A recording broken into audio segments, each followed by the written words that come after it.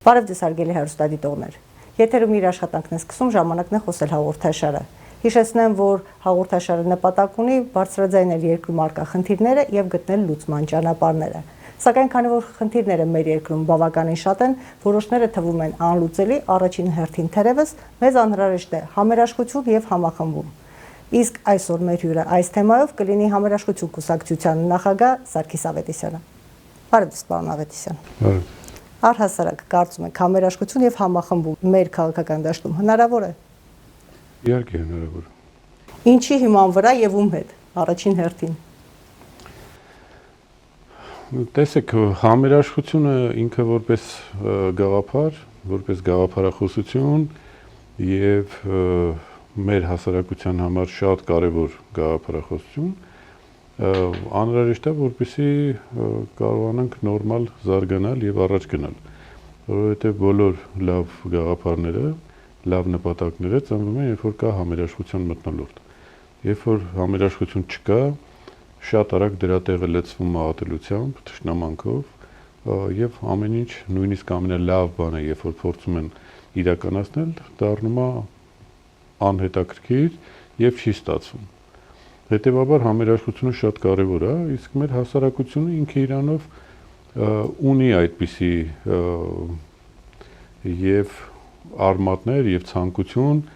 որպեսզի լինի համերաշխություն։ Մենք միշտ դրա մասին խոսում ենք, չէ՞։ Դարեր շարունակ միասնության մասին ենք խոսում, ցանկանում ենք, որ այդ համերաշխությունը լինի մեր մեջ։ Եթե համերաշխություն չեղավ, միասնություն չի կարող լինել։ Եվ որպես քրիստոնյա ազգ, քրիստոնյա ժողովուրդ եւ առաջինը ընդունած որպես պետական գաղափարախոսություն, համերաշխությունը ինքը աստվածային գաղափար է եւ Աստված սիրում այն ժողովուրդներին, որտեղ կա համերաշխություն։ Պարոն Ավետիսյան, եթե առաջին անգամ եւ մեկ անգամ չէ, որ քննադատել եք այս իշխանությանը, եւ եթե այս իշխանության գաղափարախոսությանը նայենք, ապա մի փոքր կդժվարանանք ասել, որ առհասարակ կա գաղափարախոսություն կոնկրետ։ Հիմա այս դուք հիշատակեցիք գաղափարախոսությունը եւ մեր երկրում տարբեր շատ են կուսակցությունները եւ շատ տարբեր կողմնորոշումներով։ Հիմա համերաշխություն այդ ծայրահեղ տարբեր կողմնորոշումների մեջ ինչի հիման վրա ենք գտնելու եւ երբ է հնարավոր, արդյոք մենք արդեն ժամանակավրեպ չի փնտրել այդ համերաշխությունը։ Տեսեք, դուք շատ ճիշտ նշեցիք, որ այս իշխանությունները իրենց գործելակերպով հիմնականում պառակտում են հասարակությանը եւ ատելության ու թշնամանքի մթնոլորտ են ավելի շատ զարգացնում, գեներացնում, բայց եկեք հիշենք ինչ գաղափարներով այս մարդիկ եկան իշխանության։ Ինչ գաղափարներով ժողովրդին հանեցին ոտքի։ Այդ գաղափարները հետեւյալն էին, որ սեր եւ համերաշխություն։ Համերաշխության գաղափարով հանեցին ժողովրդին։ Ժողովուրդը այսինքն գնաց այս մարդկանց հետևից, մտածելով, որ համերաշխություն են բերելու հասարակության մեջ։ Բայց իրանք ինչպես մնացած այլ հարցերում, այս հարցում էլ շատ լուրջ, այսպես ասենք, ժողովրդին խաբեցին եւ համերաշխության փոխարեն բերեցին ատելություն, պառակտում։ Եվ եթե մենք ուշադիր նայենք մեր հասարակության մեջ, այս իշխանությունը, որտեղ դա սա աբսուրդ է, սովորաբար իշխանություններն են ուզում, որ հասարակությունը համերաշխ լինի եւ միասնական լինի, հանգիստ լինի, խաղաղ լինի հասարակությունը, այս իշխանությունները ուղիղ հակառակը։ Իրանց բոլոր գործողությունները միտված է հասարակությանը պառակտելու։ Եվ սա ի վերջո լավ բանի չի բերելու։ Հետևաբար մենք այս իշխանությունների հետ գաղափարական հակառակորդներ ենք։ Մենք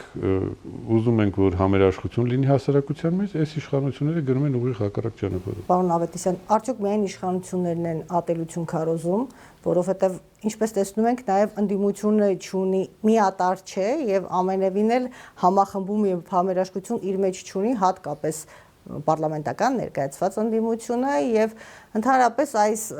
7 տարի անց Գյումրիի դեպքերով ընտրությունների նորից տեսանք նույն պատկերը, որը եղել էր 18 թվականին, երբ ժողովրդի մեծ մասը ընտրում էր քաղաքացիական պայմանագրին, ելնելով այն գաղափարից, որ կարևորը Սերժ Սարգսյան չլինի։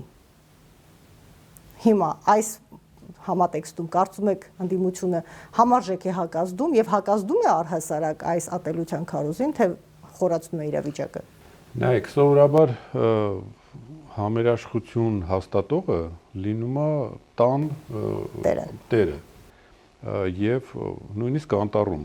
ամենահամերաշխ կենդանին դա առյուծն է, որովհետեւ իրան պետք չեն այլ անախորժություններ եւ փորձում է համերաշխ լինի, ամենաուժեղը եւ ամենամեծ հնարավորություն ունեցողը։ Հիմա եթե դա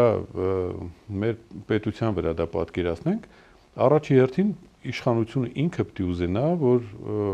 մեր այս մեծ ընտանիքում, մեր պետության մեջ լինի համերաշխություն, որպեսզի զարգանան գաղափարները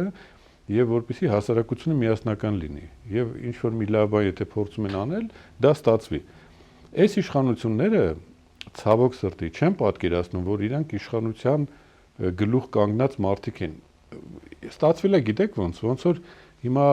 իշխանությունը մտածում է, որ ինքը դեռևս ընդդիմություն է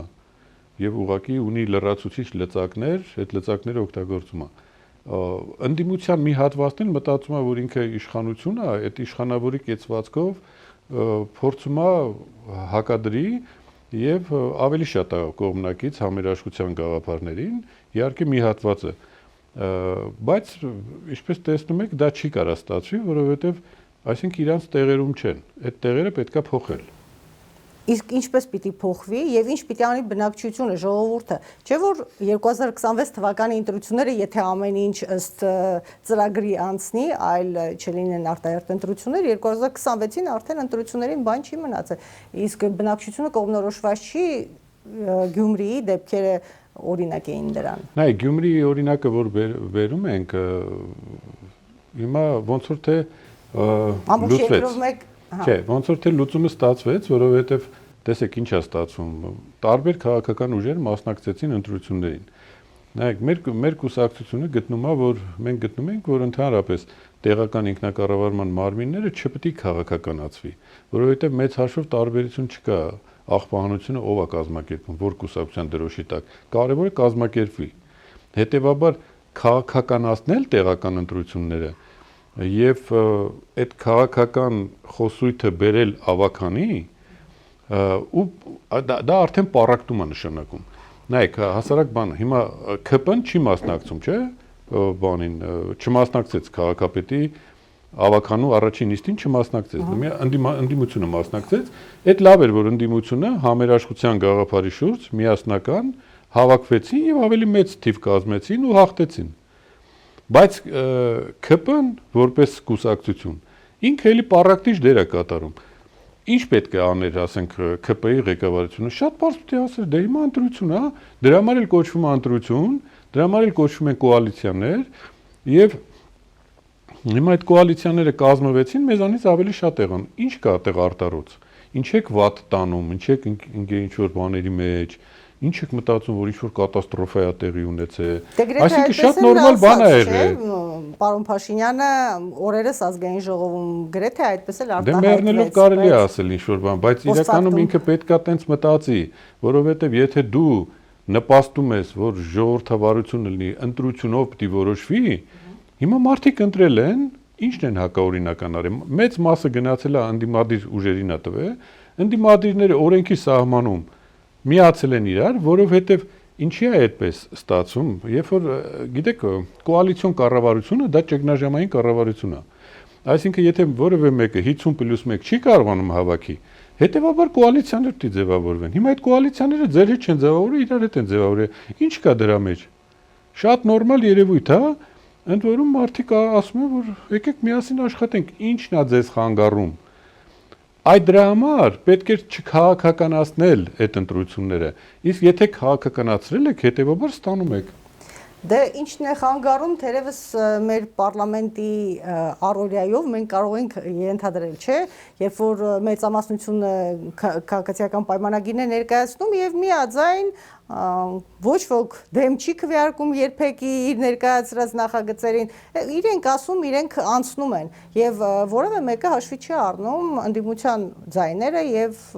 դիրքորոշումները։ Իհարկե դա վատ է, չէ՞ հիմա։ Շատ վատ է, միանշանակ շատ վատ է, ստացվում է, որ մենք վերադարձել ենք կոմունիստական շրջան, երբ ղեկավարությունը ասում էր, մյուսները ենթարկվում էին, իսկ ստացվում է, որ ենթարկվում է ժողովրդի ինտերիալ Գիտեք, այս մի քիչ մեծ հարց է ավելի, որովհետև մեծ հարցով ժողովուրդը այս իշխանությանը չի ընտրել, որ Արցախը հանձնեն, հողերը հանձնեն, վտանգեն մեր հայրենիքը, այս գործով ցեղասպանությունից ուրանան եւ այլ եւ այլ։ Դրա համար, եթե իրանք ասեին, որ մենք սա ենք անելու, իրանք հաստատ չէին ընտրելու։ Բայց իրանք ժողովրդին այլ խոստում են տվել, եկել են պարլամենտ, հիմա էլ ասում են ժողովուրդը մեզ ընտրել է, մենք ժողովուրդը ձեզ դրա համար չի ընտրել։ Ասում ենք ադապտացվում ենք իրողություններին, հիմա ժամանակը պահանջում է նմանատիպ դիրքորոշում։ Հիմա վաղը, այսինքն հիմա ինչ է, ասենք հիմա ժամանակը պահանջում է, որ հանձնվել Էրդողանին ուրանալ ցեղասպանությունը, եւ դուք գնում եք դրան, բա ժողովուրդը ո՞նց պետք է իր կարծիքը արտահայտի։ Հետեւաբար պետք է հրաժարական տալ, տեսեք, ճիշտը որն է։ Դուք առաջարկում եք ինչ-որ ծրագիր, գալիս եք պարլամենտ, սկսում եք իրականացնել, տեսնում եք չի ստացվում։ Երբ որ չի ստացվում, բարոյական է, երբ որ դուք ասում եք ներողություն, մենք այսքան կարածինք անենք, մենք չենք կարող, հետեւաբար հրաժարական ենք տալիս, գնում ենք, թող ժողովուրդը նորից ընտրի։ Եթե մեզ կընտրի նորից, մենք կգանք, չի ընտրի, ուրեմն չենք գա։ Բայց ոչ թե ասեք հազիվ ձեռենք գցե, ամեն ինչ պետք է մտցնել մեր տակ, որպեսզի երկիրն էլ քանդվի, մենակ մենք մնանք։ Նրանք ընդդիմանում են այդ արտահայտություններին եւ առաջարկներին, ելերով նրանից, որ 7 տարիների ընթացքում արտահերտ ընտրություններ եղել են։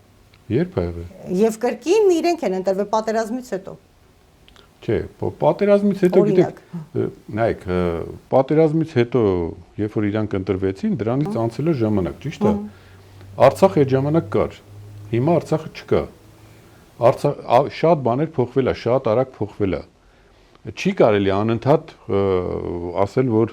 մեզ ընտրել եք, ես խոսում եմ այդ ընտրելուց հետոյի մասին։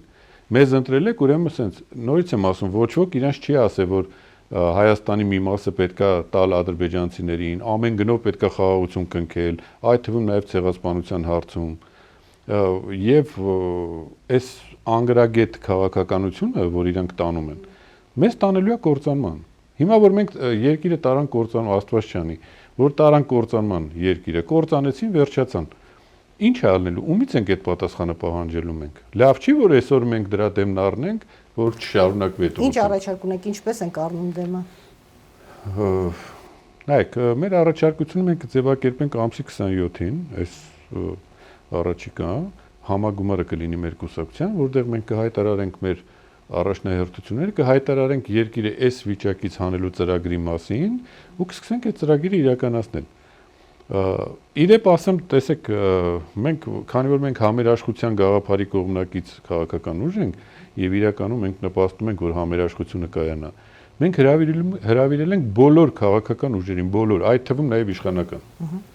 Պատկերացնում եք, ընդունել են հրավերել։ Դեռ չգիտենք պատասխանը, բայց հրավերներ ուղարկված է եւ ուզում ենք ասել հետեւյալը, որ արեք, որովհետեւ այն ինչ որ մենք այն պրոյեկտը, որ մենք պետք է ներկայացնենք համագումարում եւ հետո պետք է հետեւողական լինենք դա անելու, դա նշանակում է, որ մենք բոլորս պետքա մի նպատակի ծառայենք, բոլորս ոչ թե պառակտենք հասարակությանը, այլ բոլորս միասին երկիր այս վիճակից հանենք, որովհետեւ օրինակ հենց Գյումրին ցույց տվեց, որ եթե միասնական ենք լինում, հաջողությունը լինում է, եթե պառակտված լինենք, հաջողություն չի լինելու։ Հետևաբար մենք ինչ ունենք ստեղ հիմա իրար պառակտելու, սևեր ու սպիտակներ անել, ես իմ նախկին ներկա անել, անընդհատ նախկիներին հիշել եւ առաջ չգնալ, թե ասեն պատմական Հայաստանը մեծ հետաքրքիր չի։ Տեսեք, հարցեր կան, որոնք պետքա լուծումներ ստանան։ Հիմա եթե մենք այս իշխանությանը դուրս ենք թողում այս հարցերից, ստացվում է մենք էլ ենք պառակտում հասարակությանը։ Օրինակ ասենք, եթե մենք հիմա հրավիրեինք մենակ միայն ընդդիմադիր քաղաքական ուժերին, ստացվում է մենք էլ ենք ինչ-որ կողմ դառնում, այսինքն նրանց դեմ։ Բայց մենք պետքա դրանից վեր կանգնենք մի քիչ, իրանց էլ կանչենք ու ասենք այս խնդիրը ոչ ոք չի կարող լուծի, ոչ ԿՊ-ն կարող լուծի։ Խնդիրները կհետևեք հիմա, որոնք են ձեր հիմնական առանցքային, այսպես ասած, քննադատությունները այս իշխանության գործելակերպի եւ անելիքների վերաբերյալ։ Ամենաառաջի խնդիրն է, որ հասարակության մեջ համերաշխության մթնոլորտ չկա։ Դա նշանակում է ցանկացած գործողություն, որ հիմա փորձեն իրանք անեն, դա չի ստացվելու։ Եվ այն մանր բաների մասին ես չեմ խոսում։ Այն որ մենք հիմա Արցախի խնդիր ունենք, այն որ մենք հիմա Արևմտյան Հայաստանի խնդիր ունենք, այն որ մենք հարաբերությունները պետք է կարողանանք ճիշտ լուծումներ տանք այդ հարցերին Թուրքիայի հետ կապված, Ադրբեջանի հետ կապված, Ռուսաստանի հետ կապված։ Կարող ենք, որովհետև նույն Թուրքիան, նույն Ռուսաստանը այս պայդրությամբ այլ խնդիրների մեջ են թաթախված եւ կարծես թե վերջնական չի ով է այնտեղ լինելու, ում հետ ենք մենք բանակցելու եւ ում հետ ենք հարցը լուծելու։ Արդյոք օրինակ Թուրքիայում իշխանապողություն լինելու դեպքում պայմանավորվածությունները ուժի մեջ կլինեն։ Ինչ ժամկետային հեռանկարի մասին ենք մենք խոսում, երբ խոսում ենք խնդիրների լուծման մասին։ Մենք հիմնավոր պիտի խնդիրներ ունենք, ոչ թե այն որ քաղաքական ուժն է Թուրքիայում իշխանության, այլ ավելի խորը պիտի նայենք այդ խնդիրներին եւ խնդիրներին պիտի լուծումը խորության մեջ տանք։ Եվ այսօր հեչ կարևոր չի։ Թուրքերը sense մի բան ունեն իրենց խորքային պետությունը եւ իրենց համար կան կարմիր գծեր։ Այդ խորքային պետության մեջ որ քաղաքական ուժը կգա, այդ հեչ կարևոր չի, բոլորը տանում են նույն ուղղությունը։ Մենք այդ խորքային խնդրի դեմ պիտի դնենք, այդ խնդիրը պիտի լուծենք ու մենք պիտի ունենանք մեր խորքային պետությունը, այսպես ասած, էլի, մի քիչ հիմա չեմ ուզում շատ բացեմ բաներ, բայց իրականում մենք այսօր ոչինչ չունենք։ Մենք ունենք Նիկոլ Փաշինյան ու վերջ։ Ինքը ինչ ասում է, բոլորը անում են։ Նիկոլ Փաշինյանը կրկին օրերս ազգային ժողովի ամբիոնից ելույթ ունեցավ եւ ասաց, որ ինքը չի հրաժարվում ցեղասպանությունից, ինքը չի ասում ես մերժում եմ, ինքը ընդամենը ասում է եկեք մտածենք, արդյոք մենք չենք պատճառը, որ մենք ցեղասպանվել ենք, մենք ինքներս ենք։ Համաձայն եմ, կասկածի տակ է դնում, բայց եթե մենք համարում ենք, որ Էրդողանը այդքան էլ ծայրահեղական չէ եւ այն ընդդիմությունը, որ հիմա Թուրքիայում դրսում փողոցներում է եւ ավելի ծայրահեղական դիրքորոշումների քաղաքական ուժ է եւ հանկարծ նրանք կան, եթե մենք Էրդողանի հետ մեր հարցերը չեն կարող լուծել եւ զիջումների են գնում նույնիսկ կասկածի տակ դնելով ցեղասպանության փաստը։ Հիմա հաջորդ ուժի հետ այս հարցը ոնց կլինի։ Մենք ինչ լծակներ ունենք, որպեսզի հարցը իրապես հիմնովին լուծվի։ Եկեք հարցը սենց դնենք։ Մենք մեր պետությունը, մեր ազգը ունի իր խնդիրները, ունի իր լծակները։ Թուրքերն ունեն իրանցը։ Մենք ոչ թե իրանց հետ ինչ որ բաներ պայմանավորվենք, այլ մենք մեր հետ պետք է պայմանավորվենք, մեր լծակները ամրապնդենք։ Օրինակ ես այսպեսի մի բան ասեմ ձեզ։ Տեսեք, ցեղասպանությունը արտաքին քաղաքական օրակարգից հանված է։ Այո, առաջնահերթությունների շարքում չէ, ինչպես իրենք են արտահայտում։ Օրինակ հարց է առաջանում, ինչի է հանված այդ հարցը։ Այսինքն ինչի եք հանել։ Թուրքերը մի բանից որ վախենում էին, ամբողջ աշխարհում լուր էին, ծպտուն չէին հանում այս տարիների ընթացքում, որպեսզի ցեղասպանության բանը նորից իրանց ճակատին չկպներ։ Իսկ մենք ինչ արեցինք, մենք դա հանեցինք։ Մենք հիմա չենք խոսում դրա մասին։ Մենք չենք խոսում։ Դե այդ ահաբեկում էին պատերազմով։ Նայեք, թուրքերը նույնիսկ այնքան խելոք են, որ հիմա չեն ահաբեկում։ Այո, ու ընդ որում ուղղակիորեն իրենց ինչի համար, այ տեսեք, ինչի իրանք չեն անում, որովհետև իրանք գիտեն, սա այսօր Նիկոլը կա, վաղը չկա։ Բայց այն խնդիրը, որը միջազգային ճանաչում է ստացել, այդ շատ արագ վերցնելու են այդ ուժերը եւ իրան դնեն վատ վիճակի մեջ ու այդ հարցը Թուրքիան կարա դիմանա թե չէ թե մասնատվելու է ինքը այդ գցում է Ադրբեջանի վրա այդ խնդիրը ասում է թե Ադրբեջանի հետ գնա խոսա եթե լավ կլինի ես հարց չկա բան եւ այլն հիմա գանք Ադրբեջանին Ադրբեջանը եթե նրանք 100 տարի 100 քանի տարի առաջ են արել ցեղասպանությունը Ադրբեջանը երեք արել ու աշխարհը տեսել է աշխարհը ֆիքսել է այդ փաստը Հիմա ինչ է ասում Ադրբեջանը, դե որպեսզի շատ չմանրանան, պարզա չէ, բոլորս հասկանում ենք, որ ցեղասպանություն են արել, նույնիսկ այն, որ ոչինչ չանեին, ոչ մի մարդ չսպանեին, ոչ մի երեխա չսպանեին, ուղղակի տեղահանումը դա ինքը իրանով ցեղասպանություն է։ Բայց ինքը Ալիևը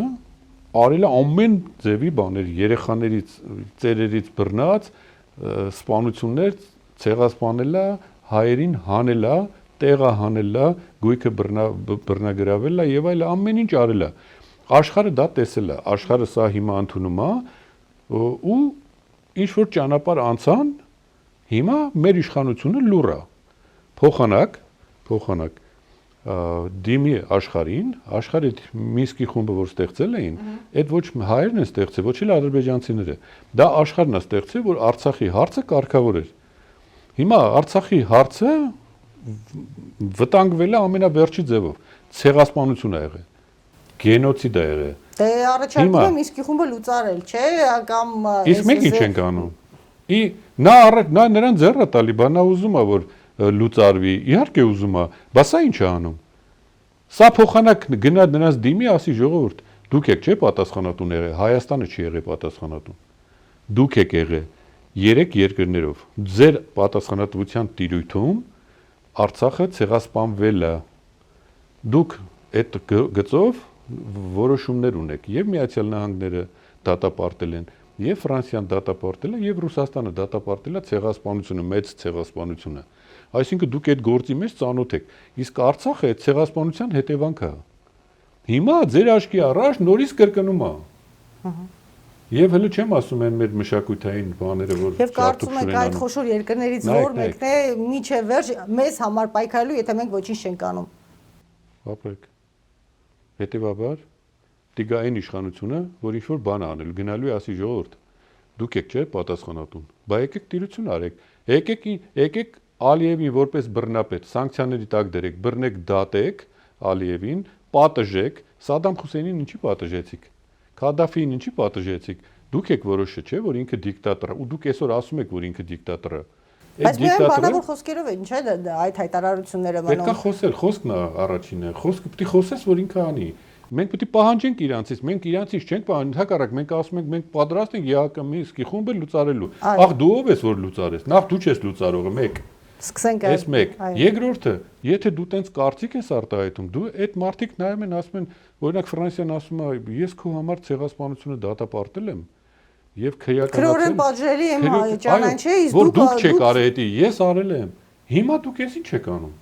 Այո։ Այսինքն հասկանում եք ինչը, աշխարհից մենք կտրվում ենք, ընկնում ենք այս երկու դիկտատորի արանքը։ Եվ ռուսները, եւ ֆրանսիացիները, եւ ամերիկացիները, ով մեր հետ աշխատում, այսինքն սրանց հետ էլ էս իշխանության, ով աշխատում է, հասկանում է, որ սրանք լուրջ մարդիկ չեն։ Սրանք Բայց փաստ մնում է փաստ, որ մենք 7 տարի այս իշխանություններից չենք կարողանում ձերբազատվել։ Ցավոք սրտի, որովհետեւ ընդդիմությունը միասնական չի։ Ընդդիմությունը միասնական չի։ Ընդդիմությունը ինչ շահեր ունեն ընդդիմության թևերը, որ այդ միասնականությունը չի ձեռք բերվում եւ մենք տապալվում ենք եւ արդյոք սա ուղղակի վատ կանխատեսումներ չեն ընդդիմության կողմից, որ մենք անընդհատ ասում ենք այ ապագա չկա, որովհետեւ այսպես Արցախի հարցը տապալվեց, ցեղասպանության, արդեն մենք չենք խոսում դրա մասին, նույնիսկ նախորդին մենք չէ որ ամսի 24-ը արդեն շատ մոտ է եկող շաբաթ եւ մենք որևէ գործողություն, որևէ մեծ ծրագիր չի ընդհանրապես նույնիսկ զանգվածային լրատվամիջոցներով էապես չեն խոսում այլևս այս մասին, նույնիսկ պատմաբանները, մասնագետները։ Ես ուզում եմ ասել հետեւյալը, որ ցեղասպանությունը դա միայն հայերի խնդիրը չի։ Ցեղասպանությունը միջազգային խնդիր է։ Եվ առաջի մեծ ցեղասպանությունը եղել է հայ ժողովրդի մեր ազգի հետ։ Հետո հрьяաների հետ։ Չէ՞։ Հիմա տեսեք, հрьяաները այդ ամեն ինչից օգտվեցին, ստեղծեցին իրենց համար մի հատ միասնական մեծ գաղափար, բոլոր քաղաքական ուժերը մտան այդ գաղափարի տակ ու սկսեցին աշխարհում իրենց հաղթարշավը սկսեց։ Մենք 100 տարվա մեջ ինչու չկարողացանք մի հատ գաղափար ձեռք բերենք եւ գնանք։ Դե հիմա ոնց որ թե ամսի 27-ից մենք ուզում ենք այդ գաղափարը մեջտեղ բերենք, հետո տարիներ հետո այդ գաղափարը կբերի մեզ հաջողության։ Իսկ թվում է մեզ ավելի շուտ կբերի, քան թե որտեղ մենք շատ ավելի միասնական ենք, քան հрьяաները։ Մեզ անընդհատ ասում են, որ մենք բան ենք, միասնական չենք, բայց այնպես չի, որ հрьяաներն իրար սիրում են այդքան շատ, իրանք էլ են փող սիրում, իրանք էլ են կապիտալ սիրող ժողովուրդ, բայց մեր մոտ այդ բարոյական արժեքները շատ ավելի բարձր է։ Պարոն Ավետիսյան, եթե արտաքին հարաբերությունների մասով խոսենք եւ ընդհանրապես մեր երկիրը ում հետ հիմա այս փուլում պիտի բարեկամություն անի կամ գոնե թե թշնամություն չանի, որ խնդիրը լուծում ստանա դրական։ Ուրեմն տեսեք, ընդհանուր երկրի հեռանկարը դրական լինի։ Մենք բացառիկ ազգ ենք, աշխարհում երևի միակ ազգն ենք, այլ այսպիսի ազգ գոյություն չունի։ Կան տարբեր չափերով այդ արտաքին հարաբերության հետ կապված, բայց մենք բացառիկ ենք այս առումով, եւ բոլոր նրանք, ովքեր կասեն, որ մենք պետք է լինենք ռուսների հետ, մենք պետք է լինենք ամերիկացիների հետ, պետք է լինենք եվրոպացիների հետ, ուրեմն իրանք լավ չեն հասկանում, ինչի հետ գործ ունեն։ Մենք այն բացառիկ ազգն ենք, որ մենք բոլոր ազգերի հետ պետք է բարեկամությունը պահենք, որովհետեւ մենք ունենք ահավոր մեծ եւ տարածված, կարծեմ տարածվածությամբ առաջինն ենք մենք, ոչ թե քանակով, այլ տարածվածությամբ սփյուռքի առումով, այսինքն մի ազգ, որը ունի սփյուռք տարածվածությամբ, ոնց կարա, ասենք հիմա ասի, ես Ռուսաստանի հետ եմ կապերը հաստատում, ամրապնդում, Ամերիկայի հետ գործ չունեմ, որտեվ ինչքան որ հայկա ապրում է Ռուսաստանում, նույնքան կամ մի քիչ ապրում է Միացյալ Նահանգներում, մի այդքան ապրում է Ֆրանսիայում, Եվրոպայում, մի այդքան ապրում է Իրանում, տարբեր տեղեր, այսինքն մենք իրավունք չունենք այն պետությունները, որոնք մեզ բարեկամ են, որոնք մեր դարդին, այսպես ասած, մեր ցավին օգուտ են տվել, մի բան արել են, օգտակար են եղել, ճանաչել են ցեղասպանությունը, դատապարտել են, մեզ օգնել են, մենք ոնց կարանք իրանց հետ հարաբերություն չպահենք, բա մենք բան չենք, նախնադարում չենք գտնվում, որ ինչ-որ մեկի պոչը բռնենք, ու պետքա սենց մեր ինչի համար եմ ես ցեղասպանության մասին խոսում, որ դա պետքա մտցնել ու դարձնել պետական քաղաքականություն, պահանջել, որպեսզի դատապարտվի ցեղասպանություն, մենք վատ բան չենք ասում, մենք ասում ենք այն բայց դատապարտվելը ենթադրում է նաև հետագայում արդեն որոշակի փոխհատուցում եւ սրանից է որ խուսափում է ինչպես Թուրքիան, այնպես էլ Ադրբեջանը, որը արդեն այդ իրանց խնդիրն է։ Ես վստահ եմ, որ եթե մենք այս ուղղությամբ գնանք, ԵՀԿ Մինսկի խումբը ակտիվ աշխատեն ու ճիշտ աշխատենք մենք օգտագործենք մեր հնարավորությունները։ Տեսեք, հիմա մենք Ալիևի ասելով մեր դիմումները հետ ենք վերցնում։ Այո, միջազգային դատարաններում մեր հայցերը համարում ենք։ Բայց մենք պիտի ուղիղ հակառակը անենք։ Բայց չէ՞ որ մեզ ահաբեկում են ամեն օր, ասում են պատերազմ կլինի։ Միայն թերևս վերջին մի քանի օրն է, որ վարչապետը հանդես է գալիս, ասում է դուք մի ասեք, որ պատերազմ կլինի, որտեղ պատերազմ այլևս չի լինելու։ Հիմա ինչպես հասկանանք, լինելու է թե չի լինելու։ Տեսեք, պատերազմը կախված չի ոչ վարչապետից, ոչ էլ ինչ-որ մեկից։ Եթե ադրբեջանցիք հասկանան, որ իրանք կարող են հարձակվել ու հաղթել ու մարսել, իրանք դա կանեն։ Ինչ ձևի փաստաթուղթ ուզում է ստորագրի։ Թուրքերի հետ ինչ թուղթ պետք է ստորագրենք մենք։ Ցանկացած թուղթ իրանք կդնեն մի կողմ ու կհարձակվեն մեր վրա։ Հետևաբար իրանց հետ խոսել ինչ-որ թեմայի մասին, իրանց հետ ինչ-որ բաներ պայմանավորվել, նայեք, հիմա այդ խաղաղության պայմանագիր կոչվածը եւ Թուրքիայի հետ հաշտության պայմանագիրը, նայեք,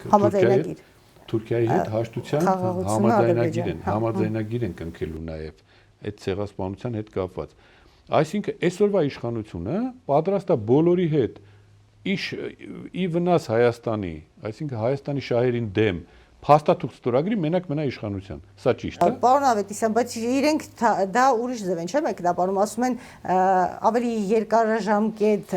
կտրվածքով դա մեծ օգուտ է լինելու Հայաստանի համար, մենք կշահենք տնտեսապես, մենք կզարգանանք, կաճենք, կբարգավաճենք։ Նայեք, եթե 100 տարի առաջվա ցեղասպանությունը քո հարևան պետությունը չի ուզում ճանաչի, այսինքն իրանք չեն ուզում ճանաչեն, որ Հայաստանը կա ու հայ ժողովուրդը կա։ Այդ կարգի իրանք թշնամական վերաբերմունք ունեն մեր նկատմամբ։ Ինչ եք կարծում, ոնց են թողելու, որ մենք զարգանանք։ Կամ Ադրբեջանը այդ որ շրջափակման է ենթարկի Հայաստանը, այդ ոնց է թողելու, որ Հայաստանը զարգանա, հզորանա, դառնա ուժեղ պետություն, չեն թողելու։ Ախր իրեն շահի չի բխում, որ թողնեն։ Իհարկե, հասարակ մի հատ գործարան չթողեցին, որ սարքենք, հասարակ գործարան էր։ Այսինքն իրանք հասկացան, այս գործարանը որ սարքեն, այս ինչ բաները կարտադրվի, Հայաստանի համար լավ կլինի, հետևաբար դա պետք չլինի, որովհետև իրանք չեն ասում, որ մենք ուզում ենք ձեր կողքը ապրենք, ձեր հետ միասին ապրենք, իրանք ասում են մենք ուզում ենք ձեր տեղը ապրենք, դուք գնացեք, մորթվեք, ջարդվեք, երկու անգամ էլ ապացուցել են, որ իրանք մորթող են։ Հիմա մենք ինչ ենք ուզում, էտում են էշի տեղ դրես, այս անգրագետ քաղաքական գործիչները ԿՊ-ին նկատի ունեն, որ տարական բաներ չգիտեն քաղաքականությունից։ Փողոցից բերել են, նշանակել են արտգործնախարար։ Դա ոնց կարա դիվանագիտություն անի։ Մատի վրա կֆռացնեն թուրքերը, ու իրանք չեն էլ հասկանա, իրանք ձեռով իրանք խնդիրը կլուծեն։ Լավ, ինչ հեռանկար կարող է սպասել այս իշխանությունից դուրս գալու դեպքում։ Իշխանությունից դուրս գալու դեպքում նախ Եվ արդյոք դրանից չէ, որ նրանք խուսափում են եւ ամեն գնով պատրաստ են շարունակել։ Դե բնական է, իրանք մտածում են, որ եթե իշխանությունը թողեն, վաղը դատվելու են, որովհետեւ այնքան մեղքեր են գործել, այնքան հակապետական, հակաազգային գործեր են արել, որ իրանք հասկանում են, որ իրենց դրա համար դատելու են։ Եվ դատելու են, դատեն ծլնելու է։ Խոսքը ուրիշ բանի մասին է, նայեք, իրանք ամեն ինչ անելու են, որ մնան իշխանության։ Եվ լավագույն դեպքում օրինակ իրանք կուզեն, որ Հայաստանը չլինի, դատարանները չլինեն, որ էլ ոչ մի դատարան իրանք չդատի։ Օրինակ հիմա Արցախում հանցագործություններ արած մարդիկ։ Տեսեք, չկա Արցախը, չկա դատարանները, ոչ մեկ ոչ բանի համար պատասխանատու չի։ Հիմա իրանք էլ են ուզում, եթե չեն լինելու իրանք ուզում են, որ Հայաստանը չլինի։ Բայց Արցախի վերնախավը դատվում է Ադրբեջանում։ Դե Եթե մենք այս բայց տարբեր հանցագործներ կային Արցախում, ասենք ավելի ցածր մակարդակի, իրանք դատված են։ Բանտերում նստած արցախցիները, որ Արցախին դատավոր են իրանք։ Արցախին եւ Հայաստանին պիտի հետաքրքրեր, չի հետաքրքրում փաստացի։ Տեսեք, հիմա խնդիրը որն է, որ այս մարդիկ իշխանությունը չեն տալու։ Այդ միանշանակ է։ Ինչքան ուզում ես արի փողոցում ասա մի ժամ ժամանակ եմ տալի 100,000 մարդ բեր, սրանք այտենց իշխանություն չեն տալու, որովհետև փողոցով իշխանություն չես կարա իրանցից վերցնել։ Իրանք այդ բարոյական ճնշումը չեն հասկանում։ Այնպես չի որ գաս ասես, գիտեք, այ դու սրիկա ես, վատ բաներ ես արել, ամոթ քեզ, գնա ինքն էլ ասի ես ամաչեցի 100,000 մարդ տեսա եկավ ինձ Նույն տեխնոլոգիայով, որով իրենք պահանջեցին Սերժ Սարգսյանի հրաժարականը, նույն տեխնոլոգիայով բարոյական ինչ-որ բան կար, դրա համար ինքը հրաժարական տվեց, գնաց, որովհետև հասկացա, որ չի կարա տենց լինի։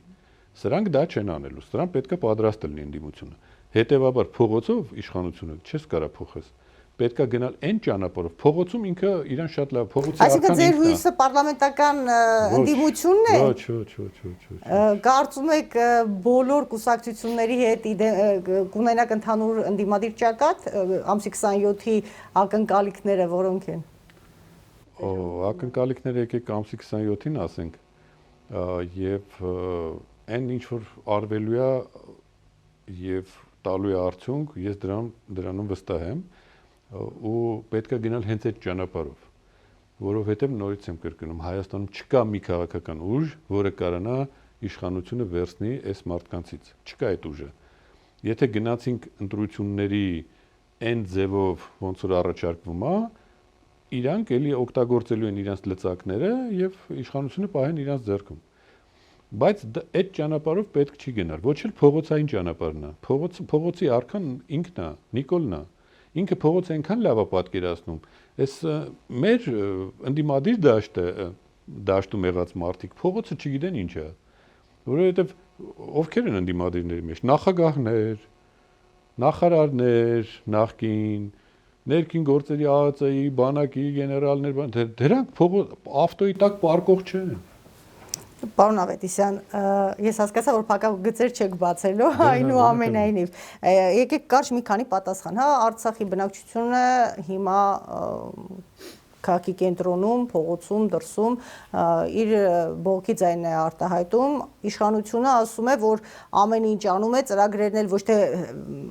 ընդհանրապես չեղյալ են հայտարարվել, այլ վերաձևափոխվում են եւ օգնություն կլինի այլ ձևաչափով եւ այլն։ Հիմա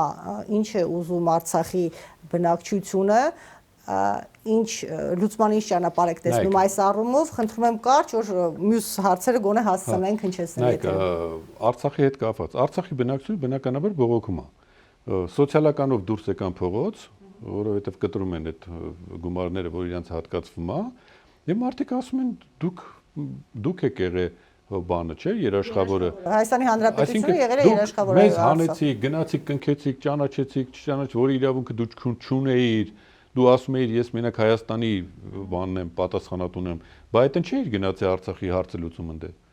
Ինչ էիր խառնվել այդ հարցին, եթե դու պատասխանատուն չէիր։ Դու ասում էիր ես չեմ պատասխանատուն։ Հələ այդ մի կողմ դնենք, լավ։ Հիմա ժողովրդին հանել բերել եք ստեղ, ցեղասպանել են, ժողովրդին հանել եք բերել եք ստեղ։ Նույնը հիմա զուգահեռ եթե տանենք Պաղեստինի հետ, նայեք Պաղեստինում ինչ է կատարվում։ Հանեցին, ասեցին գնացեք ձեզ համար առանձին քաղաք կկառուցենք։ Տեսեք, բանը հрьяաները այդ արաբների նկատմամբ ցեղասպանություն են իրականացնում։ Նրանց հետևում կանգնած ուժերը, Միացյալ Նահանգները, Տրամպի գլխավորությամբ ասում է, որ բանա, գնացեք ստեղից, գնացեք ուրիշ տեղ ապրեք, Եգիպտոս, Սիրիա, չգիտեմ, որտեղ ուզում եք գնացեք։ Ես փողը կտամ։ Հիշեք այս բանը, փողը կտամ։ Իսկ մեր դեպքում դա էլ չեն ասում։ Մեր դեպքում ինքը այս հարցի կարգավորողն է եղել, ԵՌ նախագահներից մեկը Ամերիկան է եղել, մյուսը Ռուսաստանը եւ Ֆրանսիան։ Հիմա մեր իշխանությունը, եթե խելոք լինեն, պետք է ասեն, դե փողը տվեք, մարդկանց հանել եք։ Դուք եք պատասխանատուն եղել։ Դուք եք հարցը որոշողը, ոչ թե Հայաստանը։ Լավ, այս պահը շատ կարևոր է։ Մեր ժողովրդին ասում են հայերը Հայաստանը պետք է Հայաստանը չի է, աշխարհը հավաքվել է Արցախի եւ Ադրբեջանի հակամարտությունը, որոշել է մի հատ կառույց ստեղծել, որ իրանք պետք է այդ հարցով զբաղվեին։ Հիմա իրանք կիսատ պրատ են զբաղվել կամ այդ խնդիրը առաջացել։ Արցախը տեղահանվել է, ցեղասպանվել է։ Հիմա ով պետք է լուծի այդ խնդիրը։ Ով պետք է գնա այնտեղ ասի, եկեք հարցը լուծեք։ Ինչու մեր իշխանությունը պատրաստ չէ դա անել։ Որտեղ մեր իշխանությունը այսօր կոնկրետ այլ նպատակներ է հետապնդում, գլուխը չի ուզում դնի ցավի տակ, որ Ալիևը ասի, արա, այս ինչ ես անում։ Բայց չէ որ այդ ամեն ինչը խաթարում է ընդհանրապես Հայաստանի հետագա քայլերը միջազգային ասպարեզում եւ դա բացասական անդրադարձություն ունենալու է։ Եթե իրանց մեջ մի քիչ բարոյական բան լինի, իրանք հրաժարական կտան, քանի որ խոսեցինք այդ մասին, որ եթե չի ստացվում քո մոտ, պետքա դուրս գաս, որ գան ուրիշները անեն դա։ Հիմա ուրիշները կգան, իմ ասած քայլերը կանեն։ Վստահ եղեք, ադրբեջանցիք շատ արագ կմտնեն իրանց տեղը, թուրքերը հետ կքաշվեն, եթե ճիշտ քաղաքականություն վարենք։ Բայց իրանք հիմա տեսնում են, որ կա մի հատ մեկը, որը վախկոտ է, ինչքան ճնշում են, այնքան ճնշվում է։ Իրանք ինչ ճնշում են, բայց պետք է ճնշեն, բայց ինչու չենք պահանջում, որևէ քայլ չենք անում Արցախի իշխանությանը Ադրբեջանի Բաքվի դատարաններից դուրս բերելու համար։ Դե նույն տրամաբանությամբ։ Այս մարդը ոչ մի բան չի ուզում անի վատ Ալիևի համար։ Հանգարց Ալիևը մի հատ ինչ-որ վատ չզգա իրան։ Տրամադրությունը չընկնի հանգարց։ Պարոն Ավետիսյան, դուք ասեցիք, որ ընդհանրապես պիտի բարեկամություն անենք բոլոր մեր հանդեպ բարեկամաբար տրամադրված երկրների, բայց ձեզ կապում են հատկապես Ռուսաստանի հետ եւ Ռուսաստանի շահերը պաշտպանելու հետ։ Ընդհանրապես ինչպես եք դրան վերաբերվում եւ մյուս կողմից էլ դուք որքանով ես եմ հասկանում ձեր գաղափարախոսությունը ազգային ավելի մտածելակերպի եւ գաղափարների ջատագով եք։ Այստեղ հակասություն չկա ընդհանրապես եւ դուք ձեզ ծայրահեղական որ հարցում եք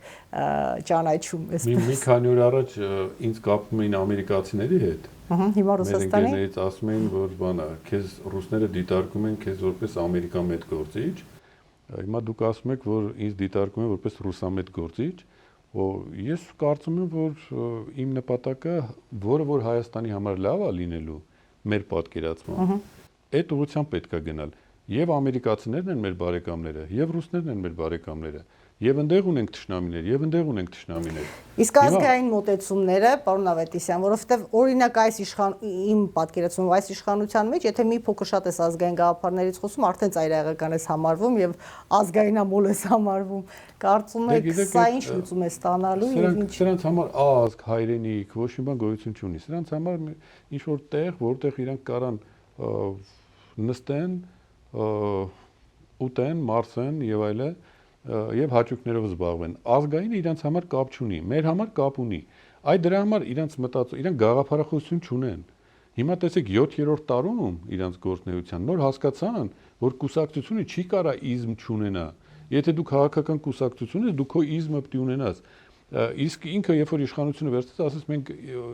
իզմեր չունենք։ Այսինքն մեր համար սահման չկա, ամեն ինչ հնարավոր է։ Այդ ամեն ինչը նաև այլանդակություններն է թույլատրում։ Հետևաբար այդ հարցով պետք է մենք Հիմա կարծես ուղում են, չէ՞, անում ասում են կրթությունն է մեր հիմնական այսպես նպատակը, որպեսզի